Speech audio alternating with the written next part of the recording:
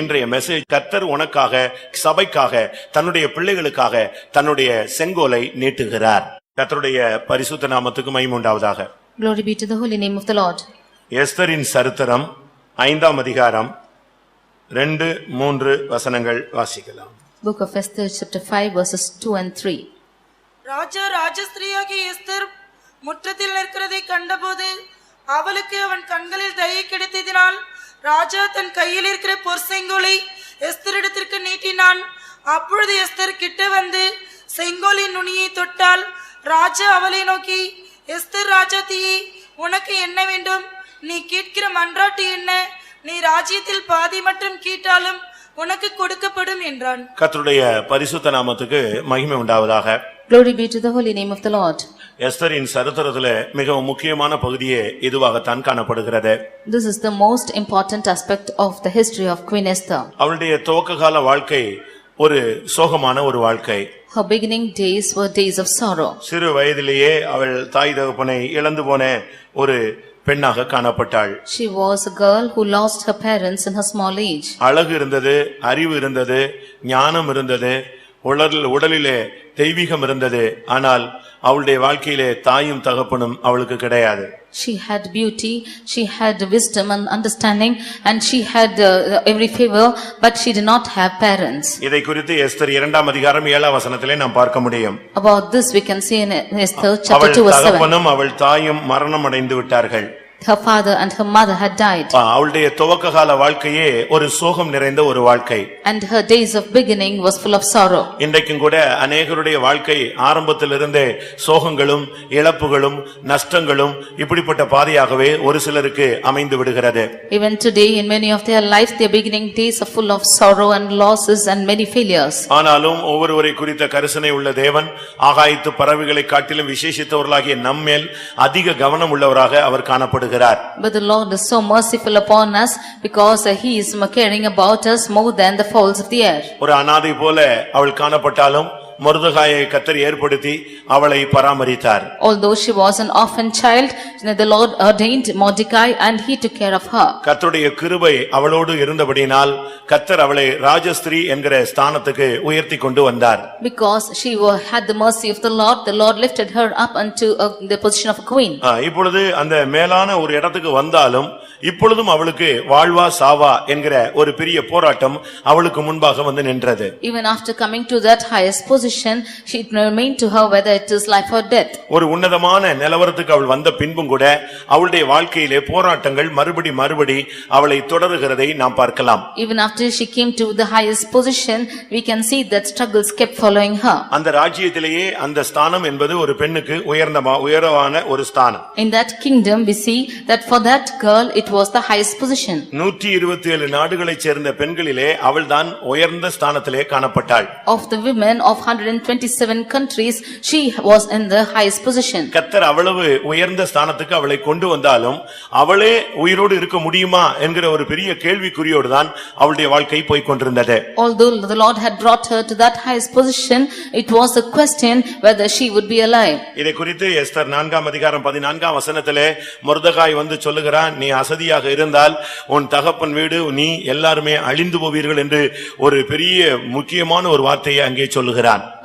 About this Mordecai says in Esther chapter 4 verse 14 that if you are slack concerning this, then you and your household will be destroyed. நீயும் உன் தகப்பன் குடும்பத்தாரும் அழிவீர்கள். You and thy father's house will die. இப்பொழுது ஒரு வாழ்வா சாவா என்கிற ஒரு மிகப்பெரிய போராட்டத்தின் மத்தியிலே Esther தள்ளப்பட்டாள். Now Esther is put into a great struggle of whether life or death. கர்த்தருடைய பரிசுத்த நாமத்துக்கு மகிமை உண்டாவதாக. Glory be to the holy name of the Lord. வாழ்க்கையிலே உலக பிரகாரமாக நாம் எவ்வளவுதான் முன்னேறினாலும் பிரச்சனைகளும் நம்மை தொடர்ந்து வந்து கொண்டுதான் இருக்கிறது. How much ever we progress in our worldly life, there are problems also preceding us. வியாதி நம்மை தொடர்ந்து வந்து கொண்டே இருக்கிறது. Sickness is following us. தேவைகள் நம்மை தொடர்ந்து வந்து கொண்டே இருக்கிறது. And our needs are following us. பிசாசின் போராட்டங்கள் நம்மை தொடர்ந்து வந்து கொண்டே இருக்கிறது. Struggle of Satan is also following us. எல்லாவற்றுக்கும் மேலாக மரணம் நம்மை பின்தொடர்ந்து வந்து கொண்டே இருக்கிறது. Above all, death is following following us. மற்ற வல்லமைகள் எல்லாம் சொல்லிக் கொண்டு வந்தாலும் மரணம் சொல்லாமலே நம்மை சந்திக்கக்கூடிய ஒரு சத்துருவாய் காணப்படுகிறது. Although the other powers are coming without knowledge, the death is coming without knowledge. இந்த நேரத்தில் தான் அவளுக்கு பயங்கரமான ஒரு போராட்டம். ஆனால் அதை அவள் எப்படி மேற்கொண்டாள் என்பதை தான் நாம் இன்றைக்கு சிந்திக்க போகிறோம். It is at this time she had a great struggle, but we are going to meditate as to how she had overcome it. வாழ்வில் எல்லாருக்கும் பிரச்சனைகள் உண்டு. There are problems in everybody's life. ஒருத்தன் பிரச்சனையே இல்ல அப்படினு சொன்னானா அவன் மனநிலை பாதிக்கப்பட்டு பைத்தியத்தில் இருக்கிறான்னு நினைக்கிறேன். If one is going to say that he has no problems, then he is affected in his mind அவனுக்கு and his உலகத்துல எதை பத்தி என்ன கிடையாது, கவலையே கிடையாது. Only unto him there is no sorrows. ஆனால் மனிதனாக இருக்கிற எல்லாருக்குமே பிரச்சனைகள் தொடர்ந்து வந்து கொண்டே இருக்கிறது. But unto every human being and there are problems following them. வாழ்விலே அவன் எவ்வளவு ஸ்தானத்துக்கு உயர்த்தப்படுகிறானோ அவ்வளவு அவனுக்கு பின்னாக ஒரு வல்லமை அவனை தொடர்ந்து கொண்டே இருப்பதை நாம் பார்க்கலாம். However, he is lifted up to the highest position, to that extent problems are following him. இந்த நேரத்தில் அவள் சொல்லுகிறாள், நான் செத்தாலும் சாகிறேன் என்று சொல்லி அவள் உபவாசத்தை போட ஆரம்பித்தாள். It is at that time she said that if I should perish, I perish, and she fasted. நானும் என்னுடைய தாதிமாரும் 3 நாள் அல்லும் பகலும் புசியாமலும் குடியாமலும் இருந்து நாங்கள் காணப்படுவோம். I and my maidens will fast for 3 days without eating or drinking.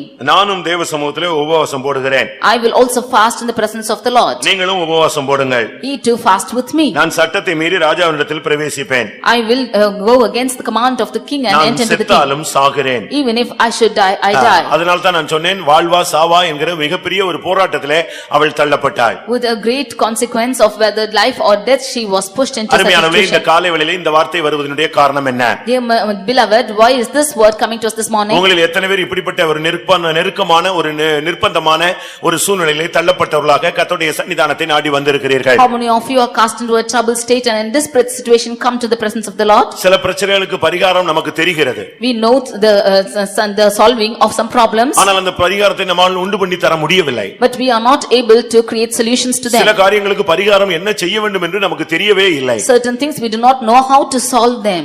தெரிந்தும் செயல்படுத்த முடியாமல் தடுமாறுகிறோம்.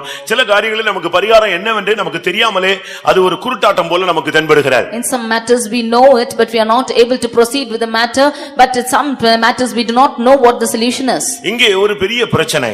Here it's a great problem. இது ஒரு தனிமனுடைய பிரச்சனை அல்ல. It's not an individual man's ஒரு problem, குலத்தினுடைய பிரச்சனையாக இருந்தது. but it's the problem of caste.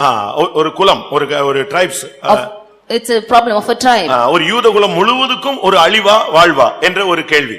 The Jewish tribe, whether it should live or die was a question. இப்படிப்பட்ட நேரத்தில் தான் அவள் கர்த்தருடைய சன்னிதானத்தை நாட ஆரம்பித்தாள். It is at this situation that she seeked for the presence of the Lord. இவ்வளவு நெருக்கமான ஒரு சூழ்நிலையில அவள் உபவாசம் போட்டு கர்த்தருடைய சமூகத்திலே தரித்துக் கொண்டே இருந்தாள். In such a desperate situation, she fasted and tarried in the presence of the Lord.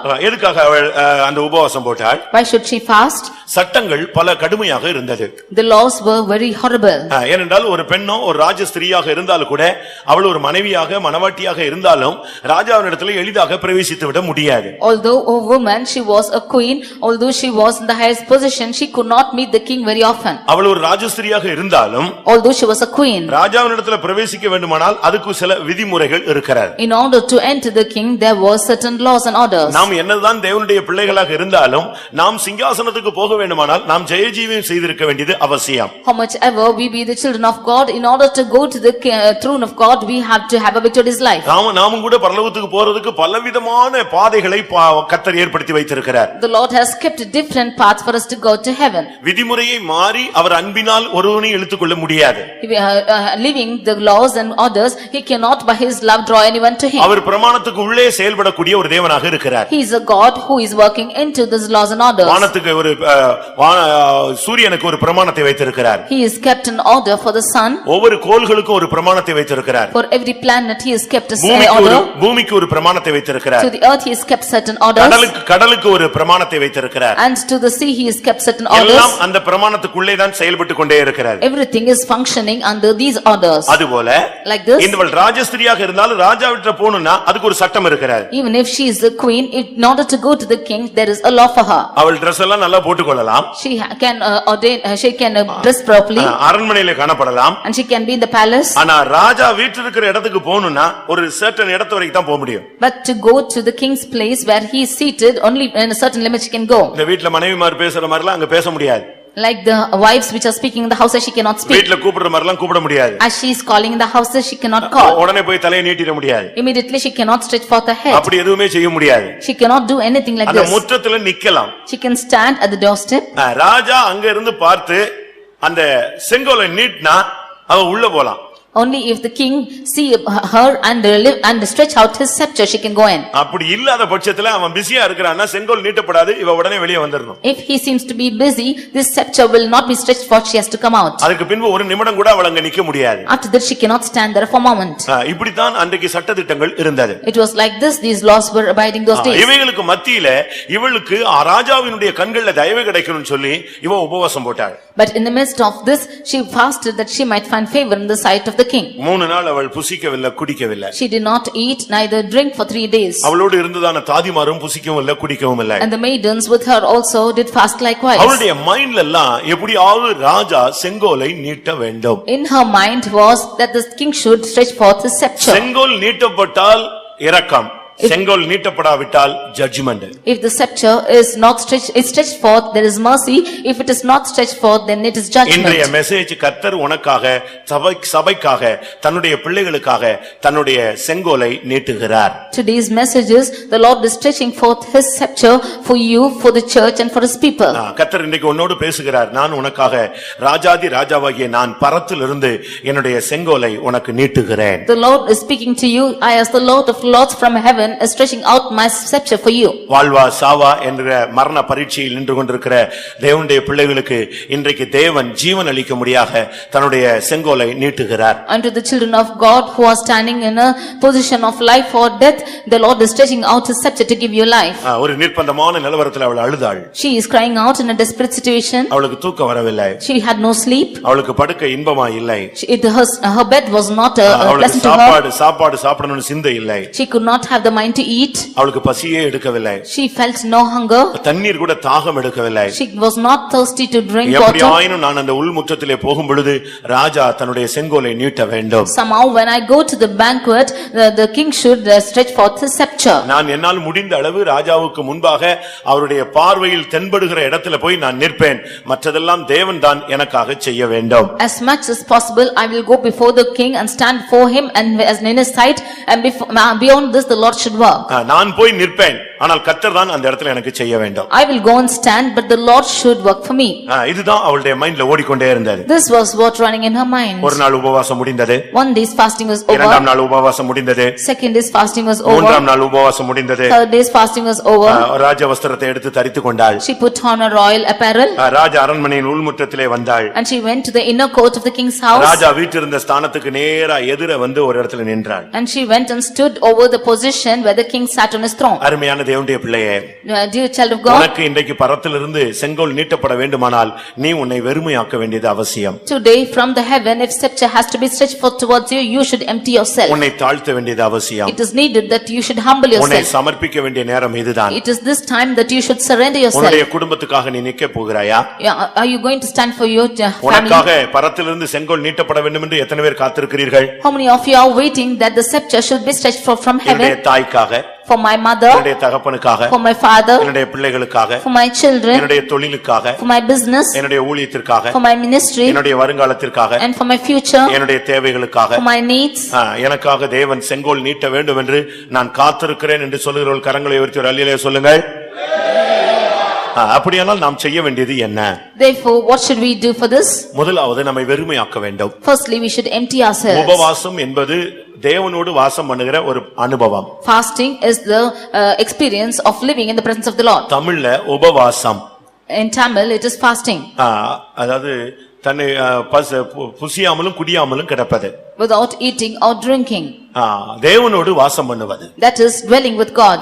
முதலாவது உங்களை தாழ்த்துங்கள். Firstly, you humble yourselves. கர்த்தர் இந்த கூட்டம் முடியறதுக்குள்ள அநேகருக்காக தம்முடைய செங்கோல்களை அவர் நீட்டுவார். Before the close of this meeting, that the Lord is going to stretch out his scepter for many of நமக்கு them. தேவன் செங்கோலை நீட்ட வேண்டுமானால் இந்த காலை வேளையில நாம் எல்லாரும் எஸ்தராக மாற வேண்டும். If the Lord should stretch out his scepter for us, we all should become like Esther this morning. எஸ்தர்னா என்ன அர்த்தம்? What is the meaning of Esther? மறைவான நட்சத்திரம். A hidden star.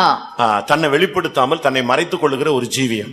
She is not revealing herself, but she is living a hidden life. உங்கள் ஜீவன் கிறிஸ்துவுடனே தேவனுக்குள் மறைந்திருக்கிறது. Your life is hidden with Christ in God. நம்மை வெளிப்படுத்தாமல் நம்மை தாழ்த்தி நம்மை மறைத்து ஆண்டவருடைய பாதத்தில் வெறுமையாக்கி ஆண்டவரே எனக்காக செங்கோலை நீட்டும் என்று சொல்லும் பொழுது தாழ்மையுள்ளவர்களுக்கு கிருபை அளிக்கிற தேவன் இன்றைக்கு இந்த கூட்டம் முடியறதுக்குள்ளே உனக்காக உன் குடும்பத்துக்காக செங்கோலை நீட்டுவாராக.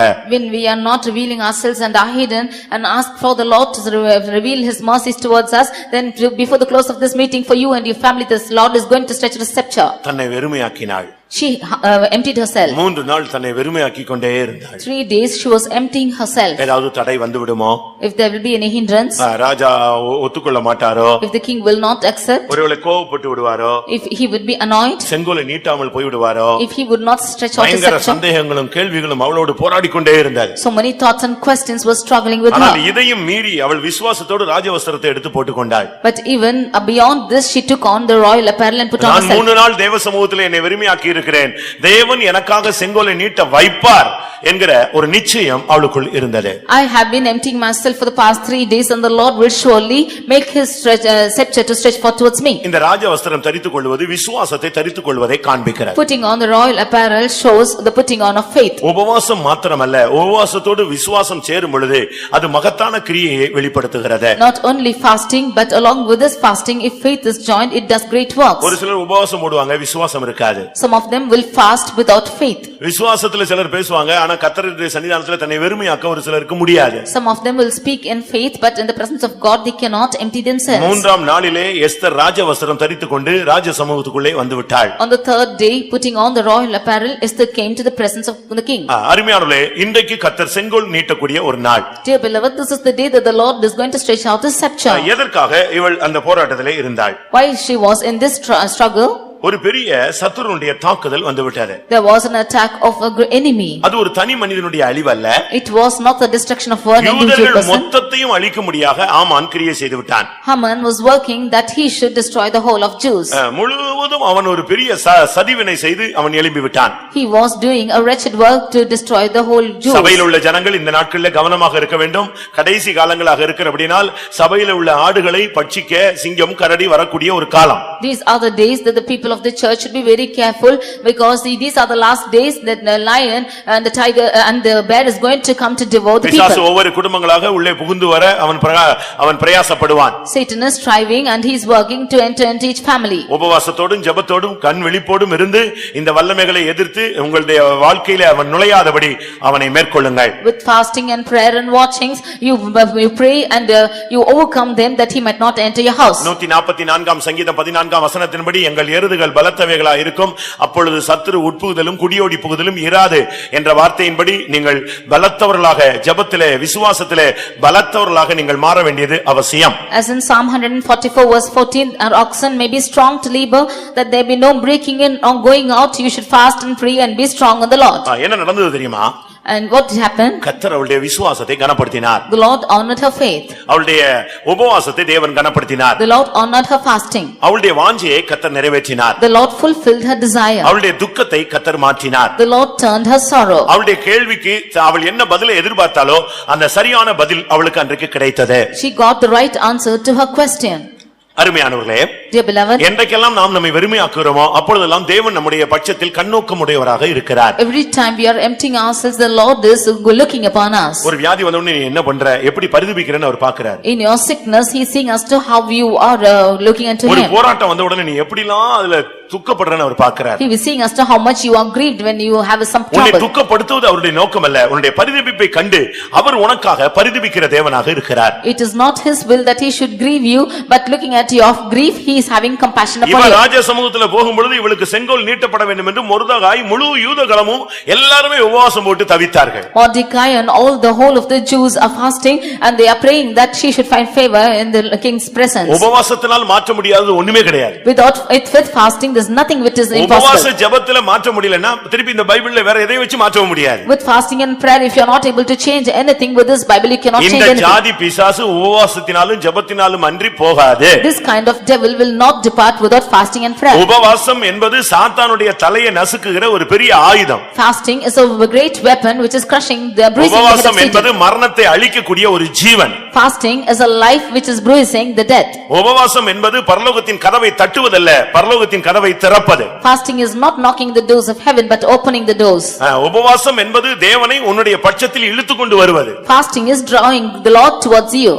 இதெல்லாம் நீங்க கத்துக்கொள்ள வேண்டியது அவசியம். These are things you should learn. ஒரு டைம் நீ உபவாசம் போடு, அந்த ஒரு டைம் உபவாசத்திலேயே நீ உலகத்தை அசைக்கலாம். One time you fast and you can shake the whole world. 3 நாள் உபவாசம் போட்டு முழு யூதகுலமும் அழுது தவித்த போது கர்த்தர் அந்த ஜெபத்தை கேட்டு இவள் உள்ள போன உடனே ராஜா செங்கோலை நீட்டினான். After 3 days of fasting, when the whole tribe of Jews were lamenting, she went into the presence of the king and he hearkened to her. அவன் கேக்குறான், உனக்கு என்ன வேண்டும்? He is asking, what do you நீ want? கேக்குற மன்றாட்டு என்ன? What is thy request? நீ என்ன கேட்டாலும் அது உனக்கு கொடுக்கப்படும். Whatever you will request, it will be granted to you. அவனுடைய கண்களிலே அவளுக்கு தயை கிடைத்தது. She found favor in his sight. கர்த்தருடைய பரிசுத்த நாமத்துக்கு மகிமை உண்டாவதாக. Glory be to the holy name of the Lord. நான் இந்த மெசேஜின் அடிப்படையில் பார்க்கும் பொழுது இந்த கூட்டத்திலே கர்த்தர் பொற்செங்கோல் நீட்டினவராக வந்திருப்பதை நான் ஆவியிலே உணர்கிறேன். On the basis of this word of God, I feel in my spirit that the Lord has come and stretched out his golden எந்த scepter. காரியமா இருந்தாலும் கொஞ்ச நேரம் கழிச்சு டைம் கொடுக்கப்படும். அப்பொழுது நீங்க என்ன காரியத்துக்கு கர்த்தாவே இந்த பொற்செங்கோலை நீட்டுன்னு நீங்க கேக்குறீங்களோ அதுக்காக கர்த்தர் நீட்டுவார். Whatever might be your problem, after the message, there will be time given to you and you ask for the golden scepter to be stretched forth towards you. தேவன் சர்வ வல்லவர். The Lord is almighty. அவரால முடியாத காரியம் ஒண்ணுமே கிடையாது. There is nothing impossible with him. அவருக்கு எல்லா இடங்களிலும் கிரியை செய்ய முடியும். He can work at all places. உன்னை பாதாளத்திலே தள்ளிட்டா கூட பாதாளத்திலிருந்து அவருடைய கரம் உன்னை பிடித்து தூக்கி கொண்டு வரும். Even if you are cast into the hell, from that hell his hand will lift you up. ஏனென்றால் அவருக்கு உன்மேல் சர்வ அதிகாரம் இருக்கிறது. Because he has almighty power over you. கர்த்தருடைய பரிசுத்த நாமத்துக்கு மகிமை உண்டாவதாக. Glory be to the holy name of the Lord. இன்றைக்கு கர்த்தர் உனக்காக தன்னுடைய பொற்செங்கோலை நீட்டி உன்னுடைய வேதனைகளுக்கு ஒரு முடிவுண்டாக்கும்படியாக அவர் கிரியை செய்ய வாஞ்சிக்கிறார். Today the Lord is wanting to stretch out his golden scepter and remove all your pains. இந்த மெசேஜ் கேட்டிட்டு இருக்கும்போதே உங்களுடைய தரிசனம் அந்த செங்கோலை நோக்கி போய் கொண்டே இருக்கட்டும். As you hear this message, let your vision be towards that golden scepter. சிங்காசனத்தில் வீற்றிருக்கிற அந்த தெய்வத்திடமிருந்து உன்னை நோக்கி கரம் நீட்டப்படுகிற அந்த செங்கோலை நீ நோக்கி பார்த்துக்கொண்டே இந்த வார்த்தைகளை கேட்பாயாக. You look at the Lord who is seated on the throne and his golden scepter stretched towards you. கர்த்தருடைய பரிசுத்த நாமத்துக்கு மகிமை உண்டாவதாக. Glory be to the holy name of the Lord.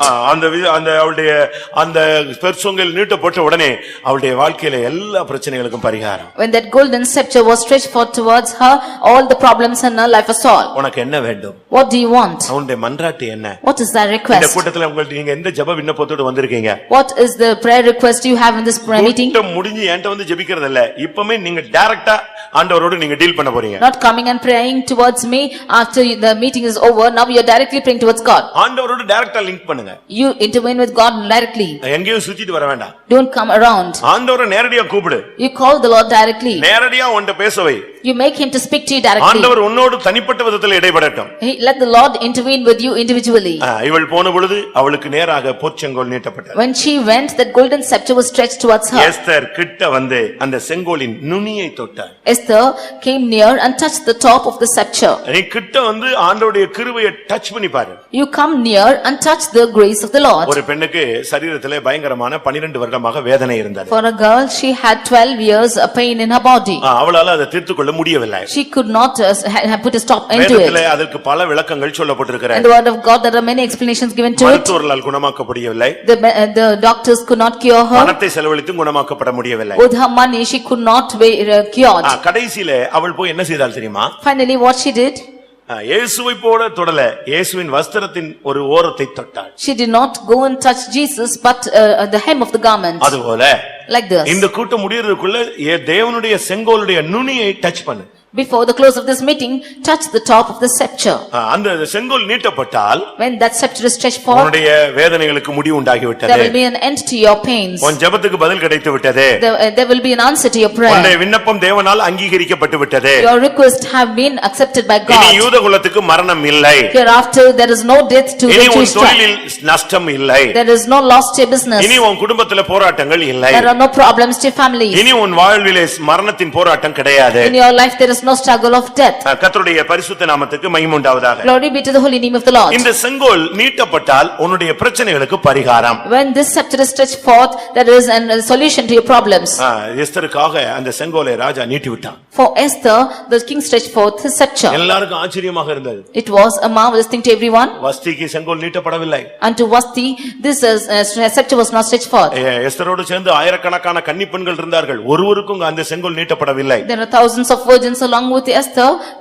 This scepter was not stretched forth for them. ஆனால் எஸ்தருக்கோ அந்த செங்கோல் நீட்டப்பட்டது. But unto Esther, this scepter was stretched அருமையானவர்களே, forth. உங்களுடைய பக்கத்தில் உள்ளவர்களுக்கு நீட்டப்படாமல் இருக்கலாம், ஆனால் உங்களுக்கு அது நீட்டப்பட வேண்டும். Dear beloved, for your neighbors it will not be held out, but for you it is held out. இந்த செங்கோல் நீட்டப்பட்டால் உன்னுடைய விண்ணப்பம் கேட்கப்பட்டு விட்டது. If this scepter is held out, then your prayer is answered. உன்னுடைய வேதனைகளுக்கு முடிவு உண்டாகி விட்டது. There is an end to your pains. உன்னுடைய நம்பிக்கை வீண் போகவில்லை. And your hope will not be put தேவனுடைய ashamed. கண்களில் உனக்கு தயவு கிடைத்து விட்டது. And you will find favor in the sight of the இனி Lord. நீ உன் வேதனை நீங்கி நீ சுகமாய் இருக்கலாம். You will be removed of your pains and you will be healthy. கர்த்தருடைய பரிசுத்த நாமத்துக்கு மகிமை உண்டாவதாக. Glory be to the holy name of the Lord. என்னாகமத்திலே ஒரு மனிதன் தேவனுடைய ஜனத்தை சபிக்கும்படியாக வருகிறான். In Numbers we can see a man of God coming to curse the people of God. அவனை குறித்து நமக்கு எல்லாருக்கும் தெரியும், பிலேயாம். We know about him who is Bileam. ஒரு காலத்துல தீர்க்கதரிசியாக இருந்தான். And he was once the prophet. பின்னாட்களில் அவன் பணத்துக்கு பின்னாக போகும்பொழுது அவன் குறி சொல்லுகிறவனாய் மாறிவிட்டான். He was later for money he was a sorcerer.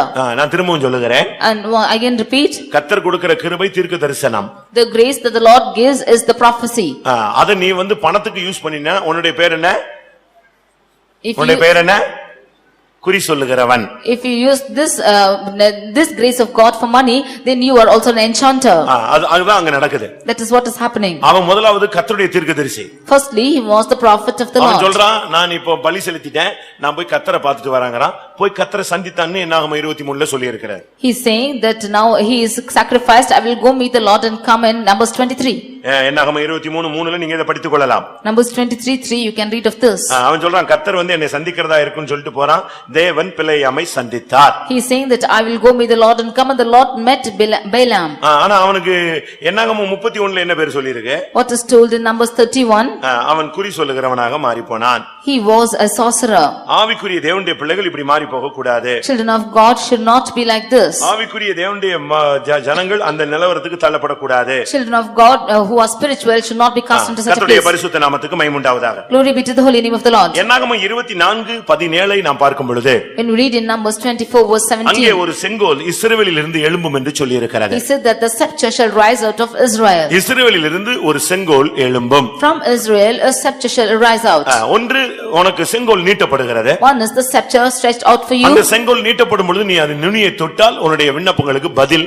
நீ கேட்கிறது எதுவோ ராஜ்யத்திலே பாதி மட்டும் கேட்டாலும் கர்த்தர் உனக்கு தருகிறார். When that scepter is held out towards you, if you touch the top of the scepter, even to half of the kingdom, that request is granted to you. ஒரு நட்சத்திரம் யாக்கோபிலிருந்து உதிக்கும். A star shall come out of ஒரு Jacob. செங்கோல் இஸ்ரவேலிலிருந்து எழும்பும். And there will be a scepter that rise up to Israel. இரண்டாவது கர்த்தர் உனக்காக ஒரு செங்கோலை எழும்ப பண்ணுகிறார். Secondly, the Lord is causing a scepter to come out for you. அதனுடைய செயல் என்ன? What is the work of it? இந்த செங்கோல் எழும்பும் பொழுது மோவாபின் எல்லைகளை நொறுக்கும்.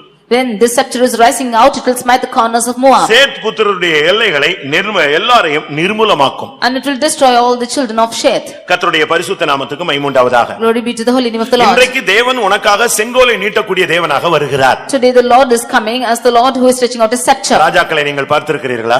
Have you seen the kings? எல்லார் கையிலயும் ஒரு கோல் இருக்கும், அதுக்கு பேர் தான் செங்கோல். Everybody will have a rod in their hand, that is the scepter. இயேசு யூதருடைய ராஜா என்று சொன்ன பொழுது When it is said that Jesus is the king of Jews, இந்த போர் சேவகர்கள் ஒரு கோலை எடுத்து அவர் கையிலே கொடுத்து அவருக்கு முன்பாக முழங்கால் படியிட்டு யூதருடைய ராஜாவே வாழ்க என்று அவரை பரியாசம் பண்ணினார்கள். these soldiers let out a rod in his hand, and they bowed down before him, knelt before him and said, Hail King of the Jews. ஆனால் இங்கே சொல்லப்பட்ட என்னாகமம் 24:17 ல சொல்லப்பட்டது இயேசு கிறிஸ்துவை பற்றி சொல்லி இருக்கிறது. About Jesus Christ it is said in Numbers 24:17. அங்க என்ன சொல்லி இருக்கிறது? What is told there? யாக்கோபிலிருந்து ஒரு தாரகை நட்சத்திரம் உதிக்கும். There shall be a star which shall come out of Jacob. ஒரு செங்கோல் இஸ்ரவேலிலிருந்து எழும்பும். And a the scepter shall rise out of Israel. அதனுடைய செயல் என்ன? What is the work of it? இன்னைக்கு கர்த்தர் இரண்டாவதாக உனக்கு இந்த செங்கோல் மூலமாக செய்கிறது என்ன தெரியுமா? Today what is the Lord working for you?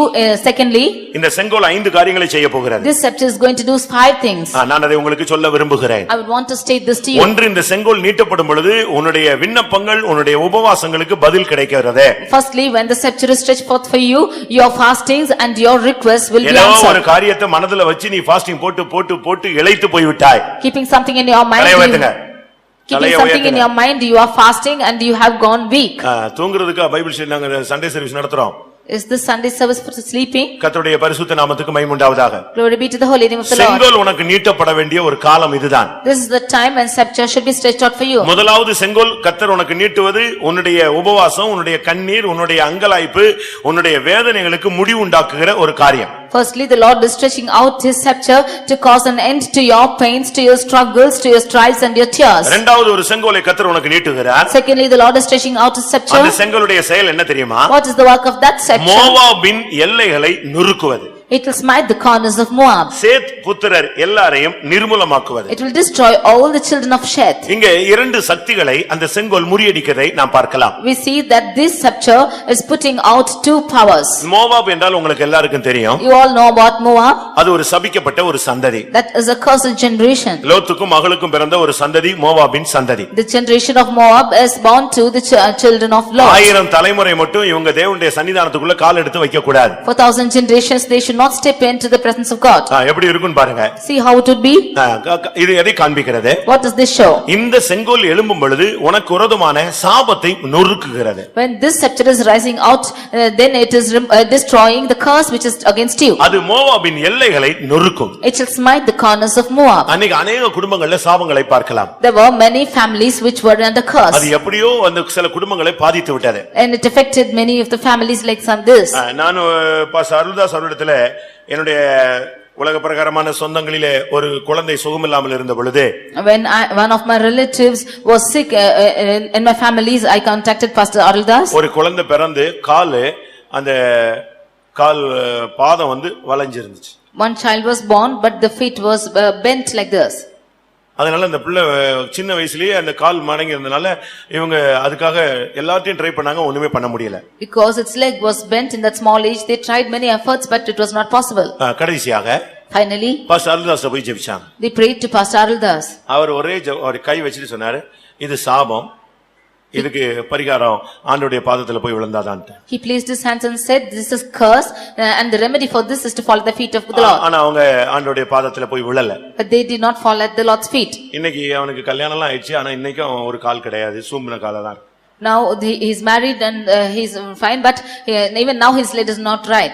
சாபத்தை நீக்கிறதுக்கு அவங்க தேவ பாதத்துல போய் விழல. They did not go and fall at the feet of Jesus for the curse to be removed. அதுபோல உங்களுடைய குடும்பங்களிலே ஏதாவது சாபங்கள் இருக்கிறதான்னு நீங்க கொஞ்சம் ஆராய்ந்து பாருங்க. Like this, you examine and see if there is any curse in your families. தேவப்பட்ட சாபங்கள் எப்படி வருதுன்னு நான் ஒரு நாள் கர்த்தருக்கு சித்தமானால் பேசுகிறேன். If God willing, I would like to speak as to how curse is coming. இல்லவட்டால் எவைகள் எல்லாம் சாபம்னு ஒரு சப்ஜெக்ட் எடுக்கலாம். Or we can take a subject as to how in what is the curse. ஆனால் கர்த்தருடைய செங்கோல் எழும்பும் பொழுது இந்த மோவாபின் சாபங்கள் எல்லைகளை அது நொறுக்குகிறது. But when the scepter of the Lord shall arise, it will smite the corners of Moab. உன்னுடைய வாழ்க்கையில இருக்கிற சாபத்தை இன்னைக்கு பகல்ல கர்த்தர் நொறுக்க போகிறார். The Lord is going to smite all the curse which is in your life. அந்த சாபம் ஒருவேளை உன் மேல பலிக்காம உன் பிள்ளைகள் மேல வந்து பலிக்கலாம். Maybe it might not come upon you, but that curse might come upon the children. உன் தொழில்ல போய் அந்த சாபம் உள்ள பூந்து கிடக்கலாம். That curse might be in your business. உன் பெற்றோர் மேல அந்த சாபம் அப்படியே கிடக்கலாம். That curse might be upon your parents. அதனால பயங்கரமான வியாதிகள், போராட்டங்கள், பராமரிப்பற்ற நிலவரங்கள், கைவிடப்பட்ட சூழ்நிலைகள், பல தடைகள், போராட்டங்கள் இவைகளை நீங்கள் சந்தித்து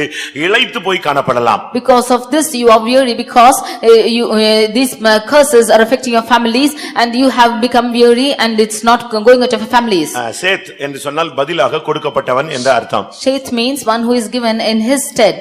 உனக்கு பதிலாக இன்னைக்கு பலவிதமான போராட்டங்கள் தான் உனக்கு கொடுக்கப்பட்டிருக்கிறது. In your stead many problems are given to you. நீ உனக்கு இருந்த நன்மைக்கு பதிலாக இப்ப கிடைச்சதெல்லாம் என்னது? தீமைகள். For the goodness that you had, only evil is given to you. நீ செய்த நன்மைக்கு பதிலாக உனக்கு கிடைச்சது ரிவார்ட் என்னது? தீமை. The reward for your goodness is evil. நீ செய்த உதவிக்கு உனக்கு வந்ததெல்லாம் கெட்ட பெயர்கள். And the goodness you have done, you have got evil name. நீ செய்த ஊழியத்துக்கெல்லாம் உனக்கு பதில் என்ன? Punishment. And for the ministry you have done, you have gained punishment. நீ வடித்த கண்ணீருக்கெல்லாம் இப்ப என்னன்னா நீ நீலி கண்ணீர் வடிச்சேன்னு சொல்றது. For the tears you have shed, it seems as though you have shed tears in vain. கர்த்தர் என்ன பண்றாரு? What does the Lord do? மோவாபின் எல்லைகளை நொறுக்கி சேத் புத்திரர் எல்லாரையும் அந்த செங்கோல் நிர்மூலமாக்கும். That scepter is smiting the corners of Moab and destroying all the children of Sheth. இப்போ யாருமே எந்த ராஜாக்களும் செங்கோல் வச்சிருக்கிறது இல்ல. These days kings are not having scepters. ராஜாக்கள் குறைவு. And these days kings are less. ஆனா ஒரு சிலர் வச்சிருக்காங்க, அவங்க கையில ஒரு கோல் இருக்கிறதை நீங்கள் பார்த்திருக்கலாம். But a few are having their rods in their hands. அத நீட்டிட்டாலே அது பயங்கரமான ஒரு அதிகார சக்தி உள்ளது. If it is stretched out, it is full of authority. கர்த்தருடைய பரிசுத்த நாமத்துக்கு மகிமை உண்டாவதாக. Glory be to the holy name of the Lord. கர்த்தர் உனக்காக ஒரு செங்கோலை எழும்ப பண்ணினால் உனக்கு விரோதமான சாபங்களையும் உனக்கு பதிலாக செலுத்தப்பட்டதான தீமையான காரியங்களையும் கர்த்தர் நொறுக்கி போடுவார். If the Lord shall stretch out his scepter, then the curse which is against you and the evil which is against you, the Lord will destroy. முடியறதுக்குள்ள நீ இந்த செங்கோலை டச் பண்ணிடுவேன்னு நான் விசுவாசிக்கிறேன். Before the close of the meeting, I believe that you will touch the scepter. இந்த ஆராதனைக்கு வந்துட்டு செங்கோல் உனக்காக நீட்டப்படாத பட்சத்துல உன்னை போல பரிதபிக்கப்படத்தக்க ஒரு நபர் பூமியிலேயே இருக்க முடியாது. If after coming to this meeting, if this scepter is not stretched forth towards you, and there is nobody desperate in this world like you.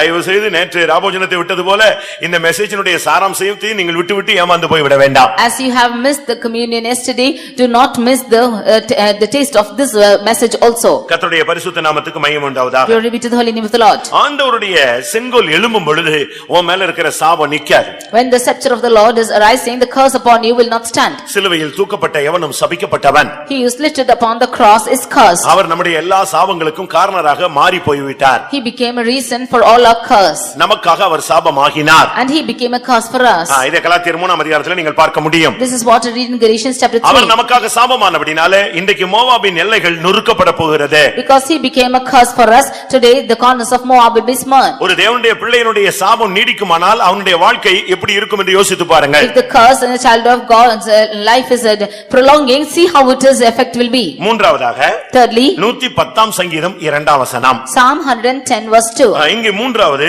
ஆண்டவர் தன்னுடைய வல்லமையின் செங்கோலை அவர் நீட்ட ஆரம்பிக்கிறார். Thirdly, the Lord is stretching out his powerful scepter. ஒரு தேவனுடைய பிள்ளை வாசியுங்கள். 110:2. கர்த்தர் சீயோனிலிருந்து உமது வல்லமையின் செங்கோலை அனுப்புவார், நீர் உம்முடைய சத்துருக்களின் நடுவே ஆளுகை செய்யும். இங்கே அவர் வல்லமையின் செங்கோலை அனுப்புகிறார். Here the Lord is stretching the rod of the strength. வல்லமையின் செங்கோல். The rod of the strength. அது வரும் பொழுது சத்துருக்களின் நடுவே நீ ஆளுகை செய்வாய். When it comes, thou shalt rule in the midst of the enemies. பிரச்சனைகளை கண்டு பயப்படாதீங்க. Do not be worried about your சத்துருக்கள் problems. எழும்புவதை கண்டு நீங்க பயப்படாதீங்க. When the enemies are arising, do not be உங்கள் afraid. வீட்டாரே உங்களுக்கு சத்துருவாக மாறலாம். Your household may become your enemies. அதனால நீங்க இதை கண்டு பயப்படவே கூடாது. But looking at this, be not afraid. சத்தியத்தை சொல்லும் பொழுது நீ சத்துருவாய் மாறுகிறாய். When you are telling the truth, you will be an enemy. இந்த 110ஆம் சங்கீதத்திலே கர்த்தர் சொல்றார், கர்த்தர் சீயோனிலிருந்து தமது வல்லமையின் செங்கோலை அனுப்புவார். In Psalm 110, the Lord says that he will send out his rod of strength out of Zion. இது சாதாரண செங்கோல் அல்ல. This is not an ordinary இது rod. இரக்கத்தின் செங்கோல் எஸ்தருக்கு நீட்டப்பட்டது. The mercy of rod was stretched forth for Esther. தேவன் அந்த யாக்கோபிலிருந்து ஒரு செங்கோலை எழும்ப பண்ணினார். இஸ்ரவேலிலிருந்து ஒரு செங்கோல் எழும்பினது, அது மோவாபின் எல்லைகளை நொறுக்கினது. The Lord caused the scepter to rise out of Israel, and that smote the corners of Moab. நீங்க போராடுங்கள். You strive. ஆண்டவருடைய சமூகத்திலே போராடுங்கள். You strive in the presence of the Lord. மனிதனிடத்திலே போராடுவது போல போராடுங்கள். As you are striving with a man, you strive with God. ஆண்டவரிடமிருந்து நன்மையை பெற்றுக்கொள்ளும்படியாக விடாமல் போராடுங்கள். To obtain goodness from the Lord, you do not leave him ஒரு but strive. செங்கோல் இஸ்ரவேலிலிருந்து எழும்பும். A rod shall rise out of Israel. ஜெபத்திலே போராடுகிறவன் மூலமாகத்தான் செங்கோலை கர்த்தர் கிரியை செய்ய Only முடியும். by the one who is striving in prayer, the Lord shall work with rapture. மூன்றாவது சீயோனிலிருந்து வல்லமையின் செங்கோல். Thirdly, the rod shall rise out of Zion. தேவனுடைய பிள்ளைகள் எல்லாம் வல்லமையுள்ளவர்களாய் மாறுங்க. The people of God should become powerful. நீதிமான்கள் சிங்கத்தை போல தைரியமா இருப்பார்கள். The righteous shall be bold as a lion. காண்டாமிருகத்துக்கு ஒத்த பலன் நமக்கு உண்டு. We have the strength of the unicorn. நல்ல சிம்சோனை போல பலசாலிகளாக நாம் எழும்ப வேண்டும். As Samson, we should be strong. சிம்சோனுக்கு எதை பத்தியுமே பயம் கிடையாது. and there is no fear for Samson at all. அவனுக்கு எதை பத்தியுமே பயம் கிடையாது. He is not afraid of anything. ஒரு பட்டணத்துக்குள்ளே போனான். He went to a city. உடனே பட்டணத்தின் கதவை மூடிட்டாங்க. And he locked the doors of the city. பட்டணத்தின் கோட்டை கதவை மூடியாச்சு. And he locked the doors of that high walls. அந்த ஊருக்கு அதுதான் பெரிய கதவு. அந்த ஊரையே கவர் பண்ணி லாக் பண்ணி வச்சிருக்காங்க. அந்த கதவை மூடியாச்சு. And that was the huge wall in that fort in that land, and he locked the doors. அந்த கதவுக்கு அந்த புறத்துல சத்துருக்கள் எல்லாம் வெயிட் பண்றாங்க. And the enemies are just waiting outside. இவன் அந்த வல்லமையில இருக்கும்போது இவனுக்கு அந்த கதவு பூட்டிருக்காங்களே, ஐயோ பூட்டிட்டாங்களே, என்ன ஆக போகுது, நம்ம மாட்டிக்குவோமோ, இந்த சிந்தையே அவனுக்கு கிடையாது. He did not have the mind when he was powerful that he will be locked up with the enemies. இவன் வர்றான். When he came, அந்த கோட்டை கதவு மூடி இருக்கு. and that door was locked. அவன் திரும்பி போகல. And he did not go back. அங்க நின்னு யோசிக்கவும் இல்ல. And he did not think about it. நமக்கு என்ன நடக்க போகுதுன்னு அவன் யோசிக்கவே இல்ல. He did not think as to what is going to happen. அவன் வந்தா நேரா கோட்டை கதவு கிட்ட வந்தான். He came straight near the iron gate. அது பூட்டி இருந்துச்சு. And it was locked. அவ்வளவுதான், நான் பூட்டி தான் இருக்கா, ரைட்னு சொன்னான். He only saw that it was locked. ஒரு உழுக்கு உழுக்குனான். He just shook the door. அந்த கோட்டை கதவு புடிங்கிட்டு வந்துருச்சு. And கீழோடு புடிங்கிட்டு வச்சிருச்சு. And the door was plucked out with its nails. தோல்ல போட்டு கிளம்பி போய்ட்டான். And taking it and putting it on his shoulders, he walked walked off. off. காண்பிக்கிறது, What is the show? அவனுக்குள்ள இருக்கிற வல்லமை, அந்த அபரிமிதமான சக்தியை அவன் சந்தேகப்படவே இல்ல. He did not even doubt about the strength which was in him. உலகத்தில் இருக்கிறவனில் உனக்குள் இருக்கிறவர் பெரியவர். He that is in you is greater than he that is in the world. பெரிய பர்வதத்தை பார்த்து கர்த்தர் சொல்றார், பெரிய பர்வதமே, நீ செருபாபேல் வரும்பொழுது நீ அப்படி சமபூமியா ஆகி விடுவாய். Looking at the huge mountain, the Lord says, "O great mountain, when Zerubbabel comes, you will come like பெரிய பர்வதமே, நீ எம்மாத்திரம், செருபாபேலுக்கு முன்பாக நீ சமபூமியாவாய். O great mountain, what art thou? Thou shalt become as dust before Zerubbabel." சீயோனில் இருந்து கர்த்தர் தம்முடைய வல்லமையின் செங்கோலை அனுப்புவார். அப்பொழுது நீங்கள் சத்துருக்களின் நடுவே ஆளுகை செய்வீர்கள். The Lord shall send the rod of the strength out of Zion, then shall thou rule in the midst of the enemies. சத்துருக்களை கண்டு பயப்படாதீங்க. Do not be afraid of the enemies. சத்துருக்கள் மத்தியிலேயே கர்த்தர் உங்களுக்கு ஒரு பந்தி ஆயத்தப்படுத்துவார். In the midst of the enemies, the Lord will prepare a table. அப்படி விசுவாசிகள் கரங்களை உயர்த்தி அல்லேலூயா சொல்லுங்கள். தாவீது அழகாக சொல்கிறான், சத்துருக்கள் மத்தியிலே எனக்கு ஒரு பந்தியை ஆயத்தம் பண்ணினார், என் தலையை எண்ணெயினால் அபிஷேகம் பண்ணுகிறார். David beautifully says that thou prepares a table before me in the presence of mine enemies, and thou anointest my head with oil. நீங்க பைபிள்ல எத்தனையோ இன்சிடென்ட்ல நீங்க படிக்கலாம். You can see of many incidents in the word of God. Laban யாக்கோபை கொன்னே போடணும்னு சொல்லிட்டு பின்னால வந்து கொண்டே இருந்தான். Laban came that he might kill Jacob. இவன் ஓட அவன் விரட்ட எப்படி இருக்கும்னு யோசிச்சு பாருங்க. When he was running, he was following him. ஆண்டவர் என்ன சொன்னார் தெரியுமா? What did the Lord say? யாக்கோபுட்ட நீ பேசுறது சரி, நன்மை அன்று தீமை பேசாத.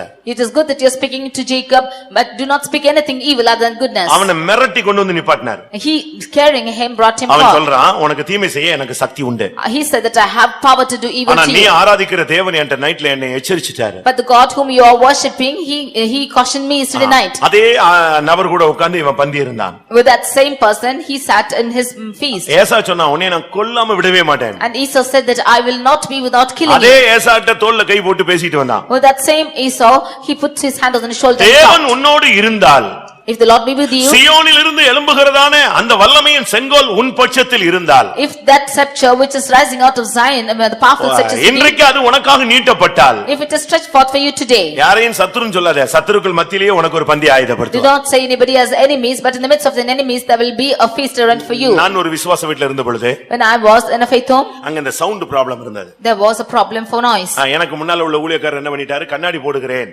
சத்தம் கேட்காமல் கண்ணாடி போட்டு அடைத்து விடுகிறேன்னு எழுதி கொடுத்து வந்துட்டாரு. The servant of God before me promised to put the glasses and hinder the noise. நான் வந்த உடனே அதே பிரச்சனை திரும்ப தொடர்ந்தது. After it came, that same problem was prolonging. என்னை ஸ்டேஷன்ல கூப்பிட்டு விசாரிச்சாங்க. They called me in the station and inquired, நீங்க கண்ணாடி போடுறேன்னு எழுதி கொடுத்திருக்காங்க, சீக்கிரம் போடுங்க. you have promised to put the glasses, put it fast. நான் சொன்னேன், போடுறேன், கண்ணாடி போடுறது காசு வேணும்ல, காசு வந்த பிறகு தான் போடுவேன்னு சொன்னேன். I said I will put the glasses, but when I get money I will do it. இப்படி ரெண்டு பேருக்கு வாக்குவாதம் ஆயிடுச்சு. Like this we had the conflicts. அந்த இன்ஸ்பெக்டருக்கு எனக்கு ஸ்டேஷன்லயே ரெண்டு பேருக்கும் கிராஸ் ஆயிடுச்சு. And that inspector and myself crossed in the station itself. அவனும் கொஞ்சம் ஜாஸ்தியா பேசிட்டு கடைசில கொஞ்சம் நார்மலா பேசினான். He too speak much in the beginning, then finally came down. நான் முதல்ல நார்மலா பேசி நான் திருப்பி ஹார்ஸா மாறினேன். I was normal in the beginning, then I was very high. நான் சொன்னேன், என்ன செஞ்சிருவீங்கன்னு சொல்லுங்க, அத மட்டும் உங்களால என்ன செய்ய முடியும், ஃபைனலா என்ன பண்ணிடுவீங்க அப்படின்னு கேட்டேன். I asked him, finally what can you do? எனக்கு லாஸ் தெரியாது, ரூல்ஸ் அண்ட் ரெகுலேஷன் தெரியாது, பட் பைபிள் மட்டும் தான் தெரியும்.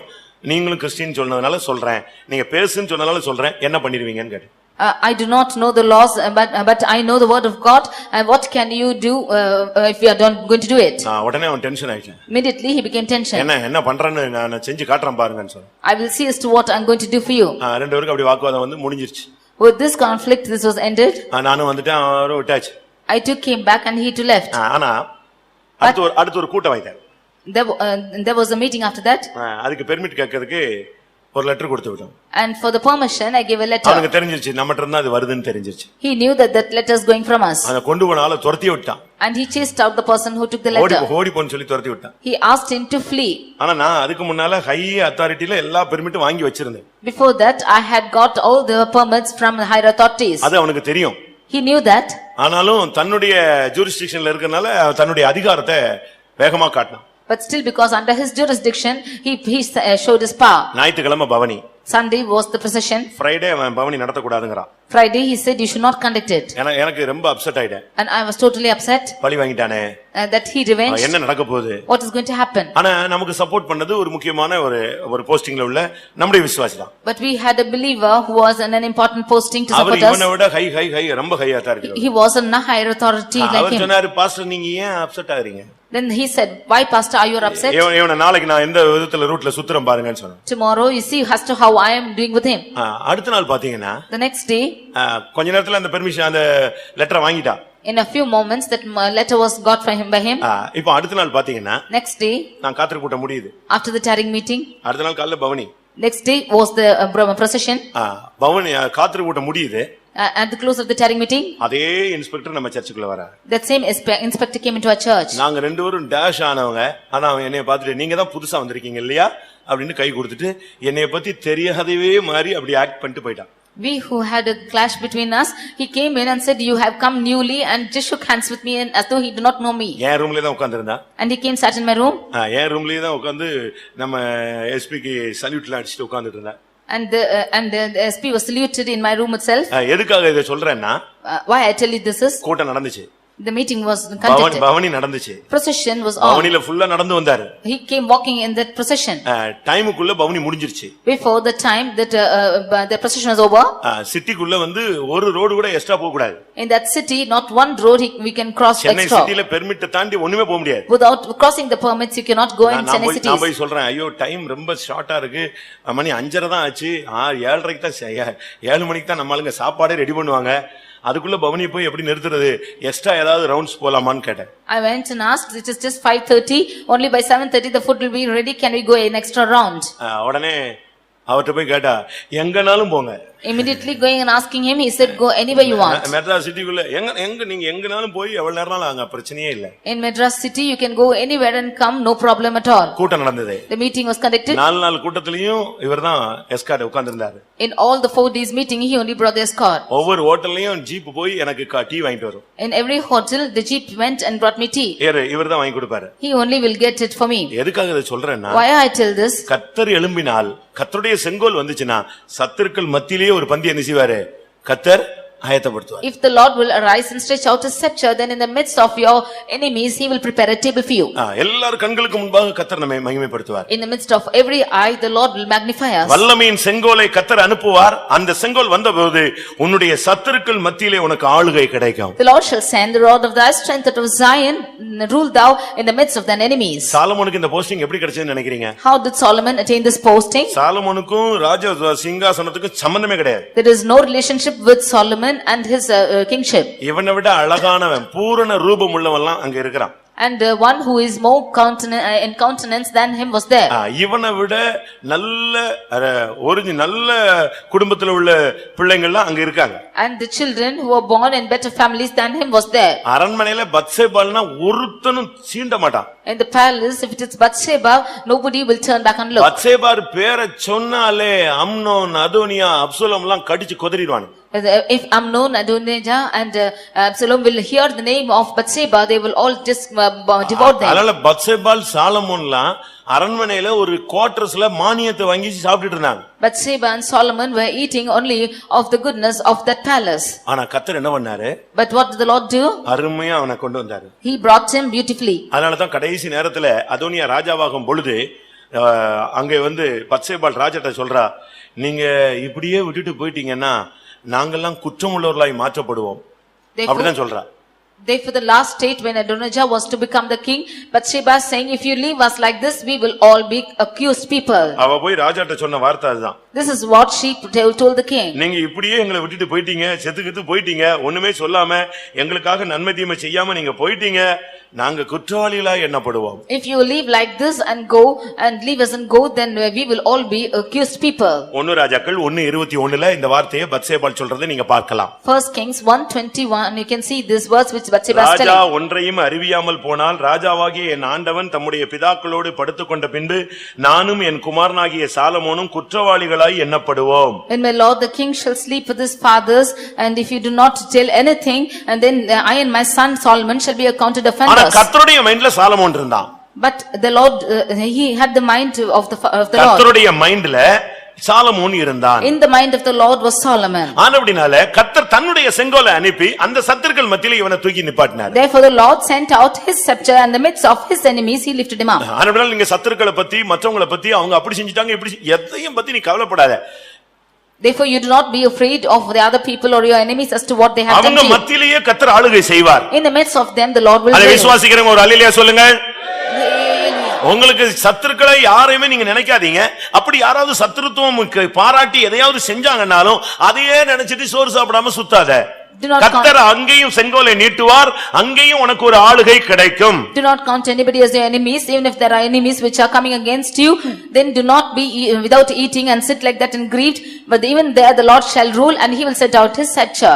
நான்காவதாக, Fourthly, 45ஆம் சங்கீதம் 6ஆம் வசனத்தை பார்க்கும் பொழுது 45th Psalm verse 6. அங்கே செங்கோல் வித்தியாசமான விதத்துல வருகிறது. There the scepter is coming in a different way. அந்த செங்கோலுடைய பெயர் என்ன? What is the name of that scepter? தேவனே, உமது சிங்காசனம் என்றைக்கும் உள்ளது, உமது ராஜ்யத்தின் செங்கோல் நீதியுள்ள செங்கோலாய் இருக்கிறது. உமது ராஜ்யத்தின் செங்கோல் நீதியுள்ள செங்கோலாய் இருக்கிறது. The scepter of thy kingdom is a right scepter. இது உனக்கு நியாயம் செய்யக்கூடியது, நீதி செய்யக்கூடியது, உனக்காக வழக்காடக்கூடியது, உனக்காக நல்ல தீர்ப்பை சொல்லக்கூடிய ஒரு செங்கோல். This is a scepter which will do judgment, which will do justice, and which will strive for you and will give you good things. இங்கே சொல்லி இருக்கிறது அவருடைய செங்கோல் நீதியுள்ள செங்கோல். His scepter is a righteous scepter. தேவனே, உம்முடைய சிங்காசனம் என்றென்றைக்கும் உள்ளது. Lord, the kingdom is, thy throne is forever. உமது ராஜ்யத்தின் செங்கோல் நீதியுள்ள செங்கோல். And the scepter of thy kingdom is a right scepter. ஆண்டவருடைய செங்கோல் நீட்டப்பட்டா உனக்கு நீதி கிடைக்கும். If the scepter of the Lord is stretched out, you will receive righteousness. யாராவது அநியாயம் உனக்கு பண்ணிட்டாங்களா? Is there anybody who has done anything உன்னுடைய wrong to சொத்து, you? வீடு, நிலம், உன்னுடைய பிள்ளைகள், உன்னுடைய குடும்பம், உன்னுடைய வேலை ஸ்தலங்கள்ல, உன்னுடைய பண விஷயங்கள்ல, உன்னுடைய நில விஷயங்களிலே உனக்கு வரவேண்டிய எதையாவது கிடைக்காம உனக்கு யாராவது அநீதி செய்து விட்டார்களா? For your children, for your family, in the land matters, in the things of your property, is there anybody who has done injustice for you? நான் மதுரையில இருக்கும்போது When I was in Madurai, ஒரு குடும்பத்துக்கு விரோதமா அந்த அவங்க குடும்பத்தாரே பயங்கரமா செஞ்சிட்டாங்க. against one family, their family itself did against them. அதாவது ஒரு பையனுக்கு வந்து ஹார்ட்ல ஹோல்ஸ் இருந்தது. There was a hole in the heart for a boy. அதனால அவனுக்கு கல்யாணம் கட்டி கூடாதுன்னு டாக்டர்ஸே சொல்லியிருக்காங்க. The doctor said not to get married. But பெரிய பணக்கார பையன். And he was a son of a millionaire. அவங்க குடும்பமும் பெரிய குடும்பம். And their family was a great family. நல்ல வசதி வாய்ப்பு. They had good facilities. ஆனா என்ன பண்ணிட்டாங்க? But what happened? இந்த குறைபாட மறைச்சு ஒரு பெண்ணுக்கு கல்யாணம் கட்டி கொடுத்துட்டாங்க. They hid all these lackings and got married to a girl. அவங்களுக்கு ஒரு பெண் குழந்தை. And there was a girl child. கொஞ்ச நாட்களே அவன் பட்டுன்னு இறந்து போயிட்டான். And in a few days he died. இவங்க என்ன பண்ணிட்டாங்க அந்த குடும்பத்துல உள்ளவங்க? What did that family do? உடனே அவ போட்டு வந்த நகை, அவ பணம், அவ வீட்ல இருந்த டாக்குமெண்ட்ஸ் எல்லாத்தையும் மொத்தமா அள்ளிட்டு போய் இவளை அவங்க வீட்ல வேலைக்காரி மாதிரி வச்சிட்டாங்க. Immediately they took off all the ornaments and the land and every money and every documents to their house and kept her as a servant to their house. இவ நகையை கட்ட நகை கொடுக்கறது இல்ல. She asked for the ornaments, she was not given. ஏதோ சும்மா ஒரு மானியம் மாதிரி ஒரு 1000 ரூபாய் 2000 ரூபாய் என்னத்தையும் அவனுக்கு கொடுத்து நீயும் பிள்ளையும் சாப்பிடணும் அவ்வளவுதானே, பேசாம சாப்பிட்டு அமைதியா இருந்துச்சு. She was only given the wages of 1000 or 2000 for eating, and you eat and you keep well, they said. எத்தனையோ trip station station police station போயாச்சு. And they went to the station எத்தனையோ பஞ்சாயத்து வச்சு பார்த்தாங்க. and they kept many panchayats. ஊழியக்காரங்களே போய் இறங்கிலாம் பேசி பார்த்தாங்க. Even the servants of God went and spoke. திருப்பி வேற வெளிய ஆளு வச்சு பேசி பார்த்தாங்க. And they kept the people outside and spoke. இவங்க மட்டும் இந்த சபைக்குள்ள ரட்சிக்கப்பட்டு வந்தாங்க. Only she is the one who is saved and came into அவங்க church. எல்லாம் மிகப்பெரிய இந்துக்கள். They are all great Hindus. அவங்க எல்லாரும் ஒன்னு சேர்ந்து இவளுக்கு ஒண்ணும் கொடுக்க வேண்டாம், அவன் தான் செத்து போயிட்டான் இல்லையா, அவன் சொத்தையும் நம்ம பங்கு எடுத்துக்கலாம்னு அவங்க பிளான் பண்ணிட்டாங்க. They all together gathered and said, he is dead, we will not give any share to her, we can take even her property. நான் போட்டு வந்த நகை 50 பவுன், அதை கொடுங்கங்க, அதை கொடுங்கன்னு அதையும் கொடுக்க மாட்டான். This is my ornaments of 50 pounds you give to me, she said. They did not give her. ரொம்ப கஷ்டப்பட்டாங்க. She suffered a lot. இந்த பிள்ளையை படிக்க வைக்கிறதுக்கு ரொம்ப கஷ்டப்பட்டாங்க. She suffered to educate the child. இந்த பிள்ளைக்கு ஃபீஸ் கட்ட ரொம்ப கஷ்டப்பட்டாங்க. To pay fees she suffered. ஒரு குறிக்கப்பட்ட டைம் வந்தபோது அவங்க கொடுத்திருந்த வீட்டை விட்டு வெளியே துரத்திட்டாங்க. After a certain period of time she was chased out of that house. இந்த சகோதரி பாவம் தனியா கிடந்து ரொம்ப கஷ்டப்பட்டாங்க. The sister being alone, she suffered a lot. ஆனாலும் எப்படியோ கொஞ்சம் கொஞ்சமா அந்த பிள்ளையை படிக்க வச்சு ஒரு டீச்சர் ட்ரெய்னிங் முடிக்க வச்சு ஒரு வேலைக்கு கொண்டு வந்து நிப்பாட்டினா. But somehow she educated this daughter and made her to study teacher's training and lifted her. நேத்து தான் அவங்க சொன்னாங்க, ஒரு பெரிய பிரச்சனை முடிஞ்சு எனக்கு அந்த நகையை கையில கொடுத்தாங்க. நேத்து சாயங்காலம் தான் கொடுத்தானா. Yesterday only she said that 15 வருஷமா 18 வருஷம் கழிச்சு கொடுத்திருக்காங்க. after 15 years or 18 years of this problem they handed over that ornaments to her. எப்படி இருக்கும் பாருங்க. Just see how it will ஒரு be. 4 லட்சம் ரூபாய் பணமும் 55 பவுனையும் கையில கொடுத்து அனுப்பியிருக்கான். 4 lakhs of money and 55 pounds they gave to her.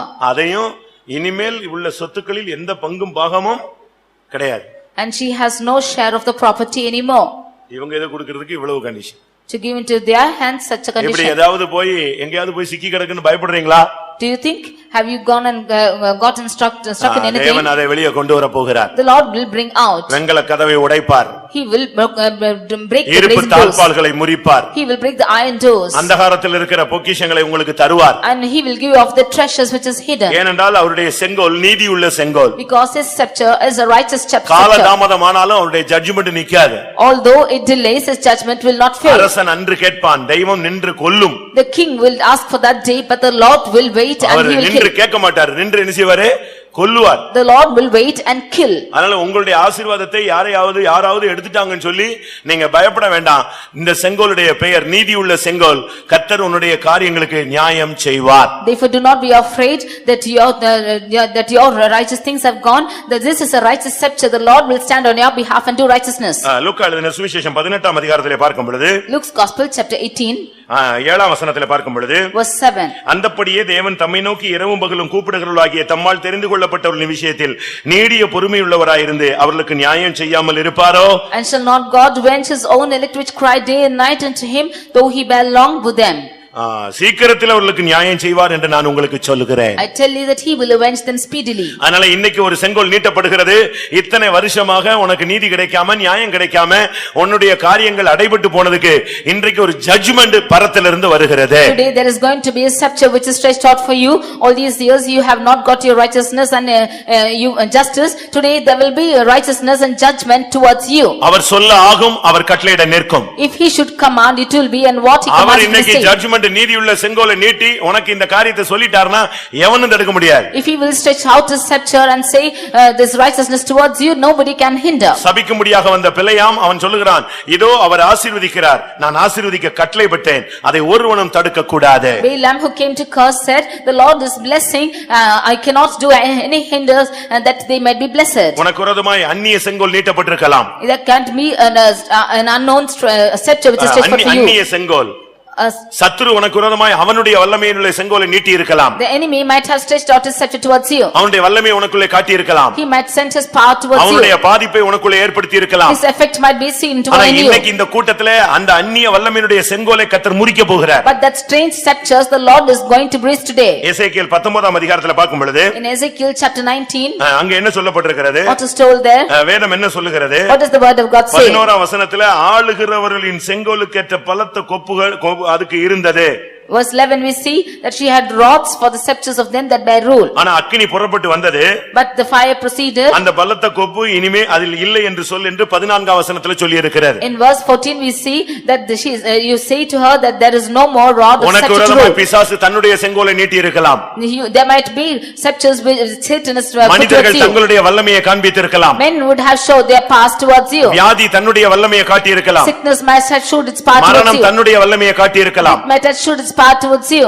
வறுமை தன்னுடைய செங்கோலை நீட்டி இருக்கலாம். Poverty might have stretched forth his power towards you. தரித்திரம் உன்னுடைய வாழ்விலே தாண்டவமாடி இருக்கலாம். And misery might have gone in your life. ஆனால் கர்த்தர் இன்றைக்கு அந்த கனியை அந்த அக்கினியை அனுப்பி இனிமேல் அந்த சத்துருடைய செங்கோல் உன்மேல் ஆளுகை செய்ய முடியாதபடி அதை எடுத்து போடுகிறார். But the Lord is stretching out his fire today that the rod of that scepter will not work among you and he is taking out it from you. எத்தனை பேர் அதை விசுவாசிக்கிறீர்கள்? How many of you believe this? கர்த்தர் இறங்கும் பொழுது அந்நிய செங்கோல் எல்லாம் முறிச்சு தூக்கி எரிச்சிடுவார். When the Lord is descending, he will take out strange scepters from you. ஆண்டவருடைய செங்கோல் நீட்டப்படும் பொழுது இந்த அந்நிய செங்கோல் ஒன்றுமில்லாமல் போய்விடும். When the Lord's scepter is stretched out towards you, these strange scepters will have no work. கர்த்தருடைய பரிசுத்த நாமத்துக்கு மகிமை உண்டாவதாக. Glory be to the holy name of the Lord. உன்மேல் செங்கோல் செலுத்துகிறவனை கர்த்தர் நியாயம் தீர்ப்பார். The Lord will judge the ones who are stretching out their scepter towards you. Amos 1 8 வசனத்தை பார்க்கும் பொழுது In Amos chapter 1 verse 8, செங்கோல் செலுத்துகிறவனை அஸ்கலோனில் இராதபடி நான் சங்காரம் பண்ணுவேன் என்று கர்த்தராகிய ஆண்டவர் சொல்லுகிறார். Lord is saying that he who is stretching out his scepter from Ashkelon will I turn my hand against Ekron. இதுவரை உன்மேல் அந்நிய வல்லமைகள் செங்கோல் நீட்டி ஆளுகை செய்தது அந்த செங்கோலை கர்த்தர் முறிக்க போகிறார். All these days strange powers were stretching out their scepter and working towards you. Today the Lord is going to crush them out. தேவன் செங்கோல் நீட்டின பிறகு அந்நிய செங்கோலுக்கு அங்க வல்லமை கிடையாது. When the Lord is stretching out his scepter, there is no work for a strange scepter. கர்த்தருடைய பரிசுத்த நாமத்துக்கு மகிமை உண்டாவதாக. Glory be to the holy name of the Lord. ஏசாயா 14:5 பார்க்கும் பொழுது Isaiah chapter 14 verse 5, கர்த்தர் துஷ்டரின் தண்டாயுதத்தையும் அரசாண்டவர்களின் செங்கோலையும் முறித்து போட்டார். the Lord had broken the staff of the wicked and the scepter of the rulers. உன் மேல உரிமை பாராட்டி அநேக வியாதிகள் அநேக பலவீனங்கள் அநேக சாபங்கள் அநேக வல்லமைகள் அது உன்னை ஆளுகை செய்து கொண்டிருந்தது.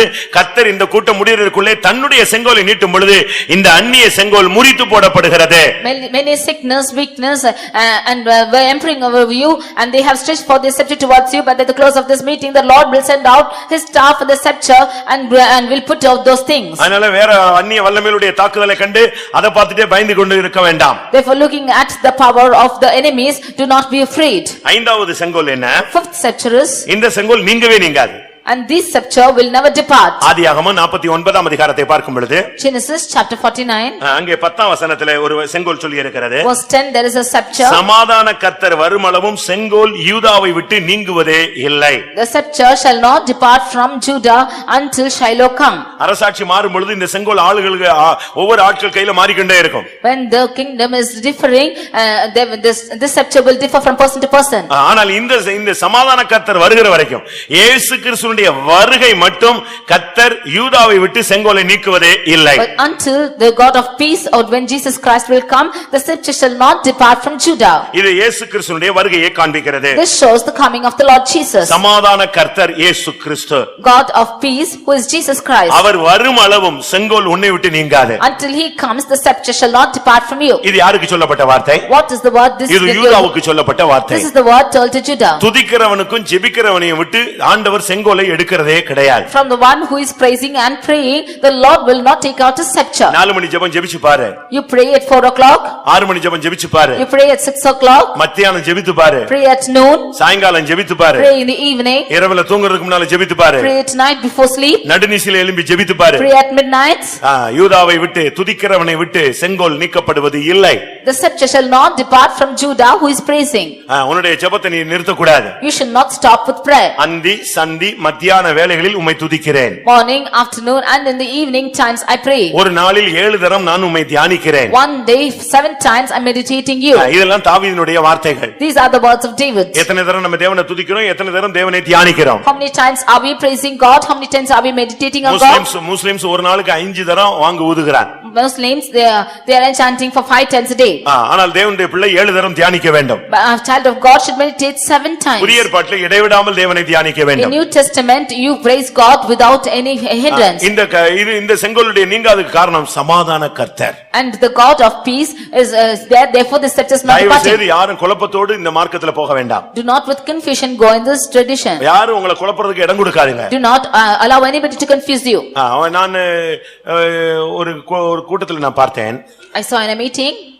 அந்த ஒரு ஸ்டேஜ்ல கூட்டம் ஒரு அடக்காரதனை ஒரு சீஃப் பாஸ்டருடைய அடக்காரதனை நடந்து கொண்டிருந்தது. A chief pastor's funeral service was going on the stage. ஒரு ஸ்டேஜ் போட்டு அதுல சீஃப் பாஸ்டர்ஸ் எல்லாம் உட்கார்ந்திருக்காங்க. ஒரு சீஃப் பாஸ்டருடைய அடக்கம் நடக்குது. A stage was put and there were chief pastors seated there and there was service of this funeral of this chief திடீர்னு pastor. பாத்தீங்கன்னா அந்த ஸ்டேஜ் அப்படி மடமடன்னு உடைஞ்சு விழுந்துருச்சு. Suddenly the stage was falling down. ஜனங்கள்லாம் ஒரே கொந்தளிப்பு கத்துறாங்க. All the people were perplexed and they were shouting. அது அப்படியே ஸ்டேஜ்லாம் இப்படி கோணங்க அப்படி தலைகீழ போயிடுச்சு. And the stage went upside down like this. ஆனா அப்போதைய சீஃப் பாஸ்டர் எதை பத்தியுமே கவலைப்படல. அப்படியே அழகா அந்த சேர்ல அது சாஞ்சு போன சேர்ல உடைஞ்சு போன சேர்ல அமைதியா உட்கார்ந்து கண்டினியூ பண்ண சொல்றாரு. The chief pastor then did not bother about anything. In that chair which was slanting, he just sat and he asked to continue. நிறைகுடம் கூத்தாடாது, குறைகுடம் தான் கூத்தாடுது.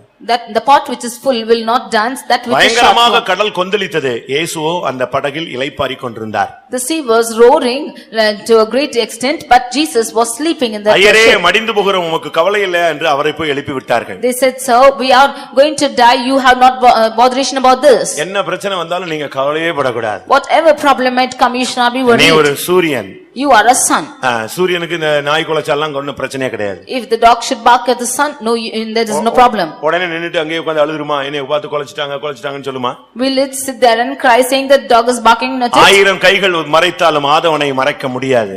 Even 1000 hands shall hinder you, no hands can hinder you. அதுக்கு கார்மேகங்கள், மலைகள், tsunami அதெல்லாம் பத்தி அது கவலையே கிடையாது. அது போயிட்டே இருக்கும். தன்னுடைய வழியில் ஓட அது மகிழ்ச்சியா இருக்கிறது. It is not bothering about earthquakes or tsunamis or anything. It is glad to walk in its path. நீதிமான்கள் சூரியனைப் போல பிதாவின் ராஜ்யத்தில் பிரகாசிப்பவர்கள். The righteous shall shine as the sun in the kingdom of the உன் Father. சமாதானத்தை கெடுக்கிறதுக்கு நீ இடமே கொடுக்காத. You should not allow your peace to be shaken. சின்ன சின்ன காரியத்துக்கெல்லாம் சமாதானத்தை கெடுத்து 3ஆம் கிளாஸ் பிள்ளைகள் மாதிரி ஒதுக்கி ஒரு வாரத்துல போய் உட்கார்ந்து அழுதுட்டு உட்காராதீங்க. For small matters, do not lose your peace as third standard children and sit in a corner and cry. நீங்க எல்லாம் ரட்சிக்கப்பட்டவர்கள். You are all saved people. அபிஷேகம் பெற்றவர்கள். You are anointed.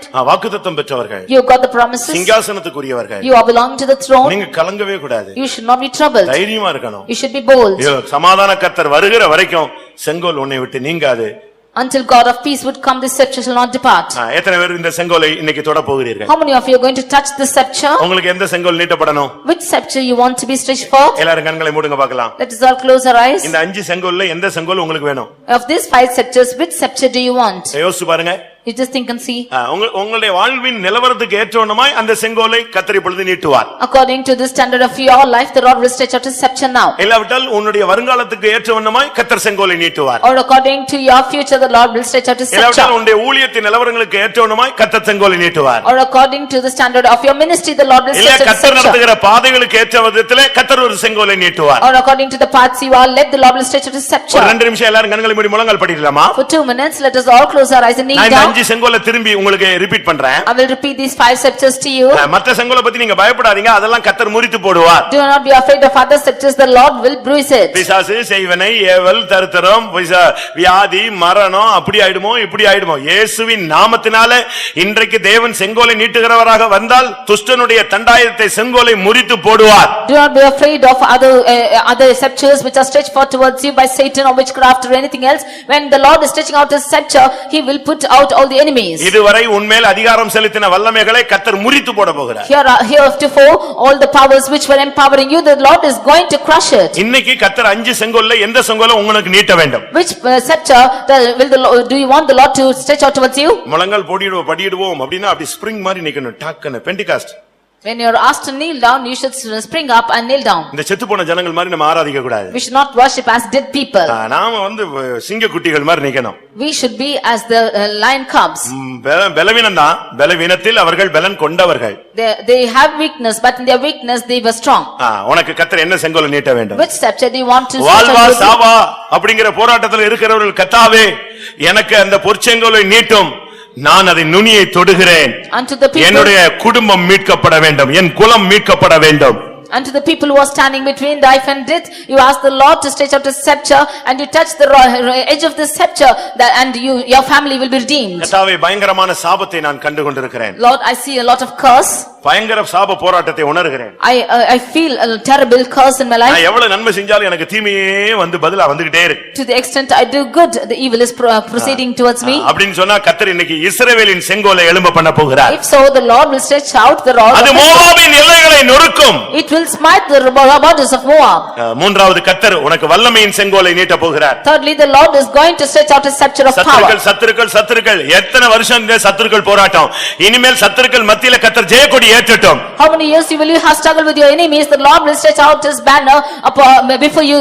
ஒரு வல்லமையின் செங்கோல், ஒரு அக்கினி அபிஷேகம் வரும், சத்துருக்கள் மத்தியிலே நீ கொடி ஏற்றுவாய். There will be a stretcher of strength which is coming towards you. You will hoist your banner towards சத்துருக்கள் மத்தியிலே கர்த்தர் உனக்கு ஒரு பந்தி ஆயத்தப்படுத்த போகிறார். The Lord will prepare a table before thine enemies. Amen. எனக்கு அநியாயம் செய்றாங்க, They are doing wicked towards me. என்னுடைய நியாயம் தள்ளப்பட்டு போய் விட்டது. My justice have been put out. பட்சத்துல யாருமே பேசுறதுக்கு ஆள் இல்ல. There is nobody to speak on my behalf. என் நியாயத்தை கேட்கிறதுக்கு கூட ஆள் இல்ல. There is nobody to listen to my justice. உன் நியாயத்தை விசாரிக்கிற ஒரு தெய்வம் இருக்கிறார். The Lord is the that who will judge. இதோ உனக்காக அவர் நீதியின் செங்கோலை நீட்டுகிறார். He is stretching out the rod of judgment. கர்த்தர் உனக்கு நியாயம் வழங்குவார். The Lord will grant righteousness to you. அவர் உனக்காக வழக்காடுவார். He will judge for you. ஹalleluya ஹalleluya. ஆண்டவரே, செங்கோல் எனக்கு எப்பொழுது நீட்டப்பட்டிருக்க வேண்டும். Lord, I want your scepter to be stretched out always. ஆமென். யூதாவை விட்டு செங்கோல் நீங்குவதே இல்லை. The scepter shall not depart from Judah. இனிமேல் இரவும் பகலும் துதித்துக் கொண்டே இரு, செங்கோல் உன்னை விட்டு நீங்கி போகாது. உனக்காக சமாதான கர்த்தர் வருமளவும் இயேசுவின் வருகை மட்டும் உனக்கு செங்கோல் நீட்டப்படும். You keep praising God day and night, the scepter shall not depart from you till the coming of the Lord Jesus. ஆம். ஒரு நிமிஷம், என்ன நடந்தது தெரியுமா? What happened was, ஒரு விசை அவளுக்கு நீட்டப்பட்டது. once it was stretched forth to her. அதுபோல Like this. அருமையானவர்களே, கடந்த காலங்களிலே கர்த்தர் தன்னுடைய செங்கோலை உன்னுடைய நீதிக்காக, உன்னுடைய வல்லமைக்காக, உன்னுடைய சத்துருக்கள் மத்தியிலே உன்னுடைய ஜனத்தின் மீட்புக்காக நீட்டி இருக்கலாம். Dear beloved, in the past days the Lord would have stretched out his scepter for your justice and for your judgment in the last days. ஆனா என்ன நடந்துச்சு தெரியுமா? But what happened? எஸ்தருக்கு மட்டும் இரண்டாவது விஷயம் கர்த்தர் தன்னுடைய கோலை நீட்டினார். It was for Esther alone, twice the rod and scepter was stretched forth. Esther 8ஆம் அதிகாரம் 4ஆம் வசனத்துல பார்க்கும் பொழுது, In Esther chapter 8 verse 4. இப்ப போய் நின்னா. He went in. ராஜா பார்த்தான், அப்பொழுதும் தன்னுடைய செங்கோலை நீட்டினான். Then the king saw and stretched out the scepter. இது எதை காண்பிக்கிறது? What does this show? உனக்காக ஏற்கனவே நீட்டப்பட்ட செங்கோல் இன்றைக்கு இந்த கூட்டத்துல நீ தவித்து புலம்பி கர்த்தருடைய சமூகத்துல கண்ணீர் விட்டு தலை தூக்க முடியாமல் போராடி கொண்டிருக்கிறாய். இன்றைக்கு உன்மேல் இரக்கமுள்ள தேவன் மறுபடியும் உனக்காக ஒரு விசை தன்னுடைய செங்கோலை நீட்ட போகிறார். Already the scepter was stretched out towards you, to you who are crying and lamenting in this meeting. The Lord is going to again stretch out his scepter. இது எதற்காக? For what? உன்னுடைய நஷ்டத்தை லாபமாய் மாற்ற. That your losses will be gained to you. உன் கண்களுக்கு முன்பாகவே சத்துருவை சங்கரிக்க. Before your eyes your enemies to be subdued. எத்தனை பேர் விசுவாசிக்கிறீர்கள்? How many of you believe? ஆண்டவரே, எனக்காக உம்முடைய செங்கோலை நீட்டும், நான் அதை தொடுகிறேன். Lord, stretch out your scepter towards me, I will touch it.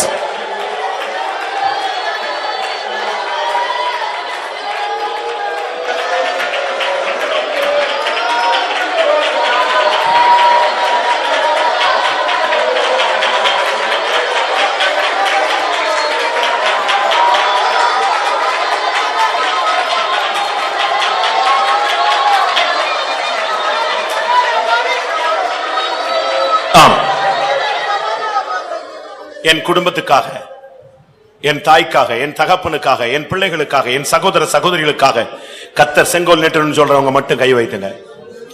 வாழ்வா சாவான்னு போராடி கொண்டிருக்கிற, ரட்சிக்கப்பட்டு மரணத்தை நோக்கி பயங்கர பின்மாற்றத்திலும் விழுகையிலும் போராடி கொண்டிருக்கிற என்னுடைய சந்ததிகளுக்காக கர்த்தர் தம்முடைய கரத்தை நீட்ட வேண்டும் என்று எத்தனை பேர் காத்திருக்கிறீர்கள்?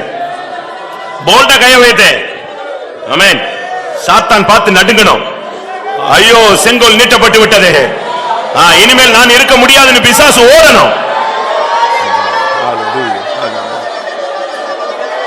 ஆமென்.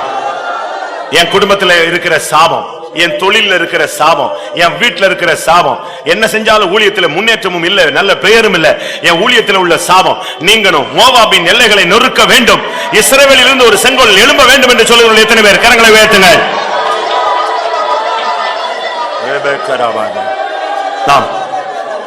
எப்ப பார்த்தாலும் எனக்கு விரோதமாய் பேச்சுகள், எனக்கு விரோதமான எலும்புகள், நான் என்ன எழும்புகிறது, நான் எது செய்தாலும் தடை, நான் நன்மை செய்தாலும் தீமை, எனக்குள்ள பயங்கர சத்துருத்துவம், நான் என்னை யாருக்கும் பிடிக்கல, வெறுக்கிறாங்க, ஒதுக்குறாங்க.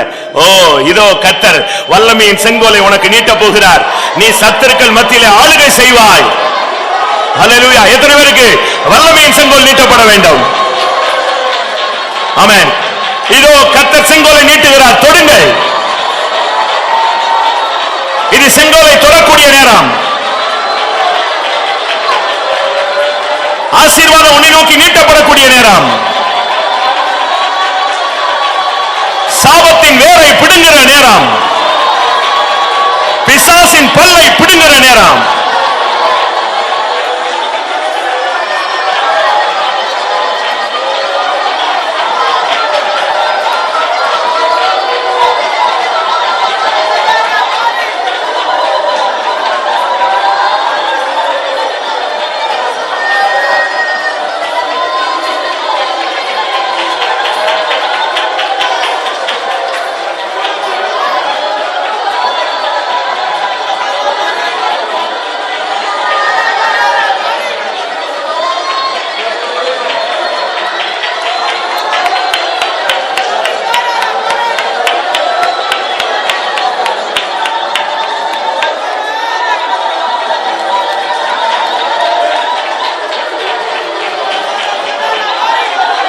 ஹல்லேலூயா. ஆமென். ஆண்டவரே, எனக்காக ஒரு விசை உம்முடைய செங்கோலை நீட்டும். என் பிள்ளைக்காக, என் புருஷனுக்காக, என் மனைவிக்காக, என் தாய்க்காக, என் தகப்பனுக்காக, என் சகோதர சகோதரிகளுக்காக, என் தொழிலுக்காக, என்னுடைய சமாதானத்திற்காக, என்னுடைய முன்னேற்றத்திற்காக, என்னுடைய வேலைக்காக, என்னுடைய வருங்காலத்துக்காக, என்னுடைய ஊழியத்திற்காக, என்னுடைய ஊழியத்தின் வல்லமைக்காக, பரிசுத்தத்திற்காக, விசுவாசத்திற்காக, தெய்வீகத்திற்காக நீர் வருமளவும் எனக்கு உம்முடைய செங்கோலை நீட்டும். ஆமென். எத்தனை பேர் அப்படி வாஞ்சிக்கிறீர்கள்? வாயை திறந்து கேளுங்க. இதோ செங்கோலை கர்த்தர் நீட்டுகிறார்.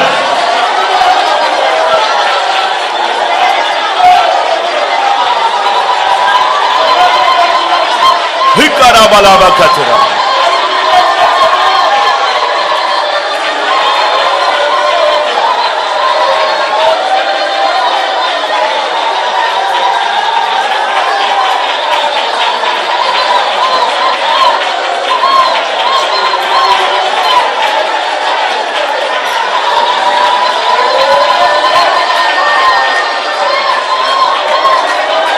ஆமென்.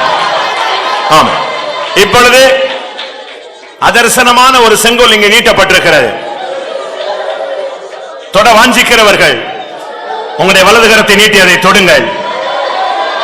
கர்த்தருடைய கண்களிலே இன்றைக்கு உன்னுடைய வாழ்க்கைக்கு தயவு கிடைத்திருக்கிறது. உன்னுடைய வலது கரம் அந்த செங்கோலை தொடட்டும்.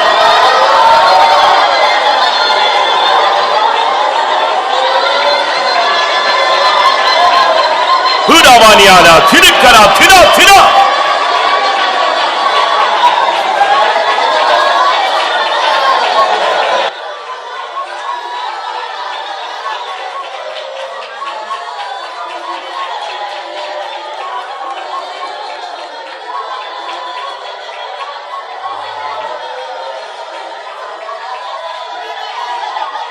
ஆமென்.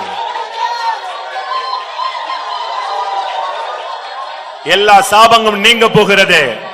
சாத்தானின் கோட்டைகள் தகர போகிறது. ஆமென். சத்துருவின் சகல வல்லமைகளையும் கர்த்தர் ஜெயிக்க போகிறார். ஆமென். ஆமென்.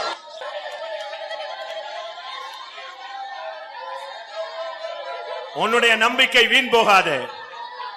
நிச்சயமாகவே முடிவு உண்டு. உன் நம்பிக்கை வீண் போகாது. உன்னுடைய கண்ணீர் அவருடைய துருத்தியில் இருக்கிறது. உன்னுடைய கண்ணீர் அவர் கணக்கில் அல்லவோ இருக்கிறது. உன்னுடைய உபவாசத்தை அவர் மறந்து விடுகிறவர் அல்ல. எத்தனை பேர் விசுவாசிக்கிறீர்கள்? எனக்காக அவர் தன்னுடைய செங்கோலை நீட்டி இருக்கிறார்.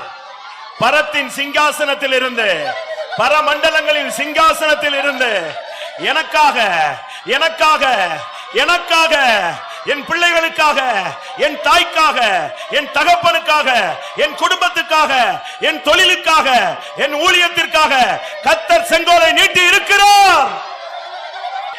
உன் மன்றாட்டு என்ன? உன் வேண்டுதல் என்ன? எவ்வளவு அருமையான ஒரு தேவனுடைய வார்த்தை. ஒரு எழுத்தின் பிரகாரமான ராஜா எப்படி கேட்டால் தேவன் எப்படி கேட்பார்?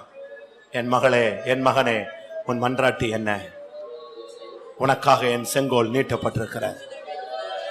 பயப்படாத. நீ வீட்டுக்கு போன பின்பும் இந்த செங்கோல் உனக்கு நீட்டப்பட்டிருக்கும்.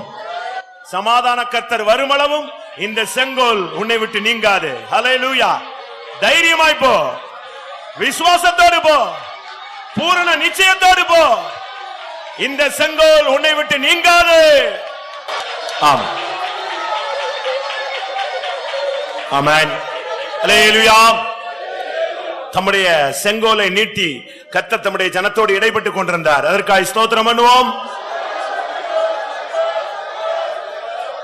பொற்செங்கோலோடு சிங்காசனத்திலிருந்து தம்முடைய கரத்தை நீட்டினவராக இந்த ஆராதனையில் அவர் வெளிப்பட்டதுக்காக ஸ்தோத்திரம் பண்ணுவோம். நம்முடைய ஜனத்திற்கு அவருடைய கண்களில் தயவு கிடைத்தது. அதற்காக ஸ்தோத்திரம் பண்ணுவோம்.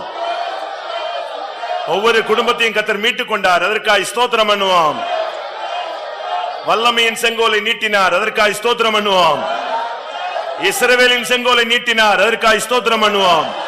நீதியின் செங்கோலை நீட்டினதற்காக ஸ்தோத்திரம் பண்ணுவோம். இனிமேல் ஒருபோதும் செங்கோல் நம்மை விட்டு நீங்காது. அதற்காக ஸ்தோத்திரம் பண்ணுவோம். அதிலிருந்து வருகிற நன்மைகளை பெற்று, நியாயத்தை பெற்று, நீதியை பெற்று, கர்த்தருக்காய் வாழ்ந்து அவரை சந்திக்க உதவி செய்ய முடியாது. ஸ்தோத்திரம் பண்ணுவோம். பிதா குமாரன் பரிசுத்த ஆவியானவருக்காய் ஸ்தோத்திரம் பண்ணுவோம்.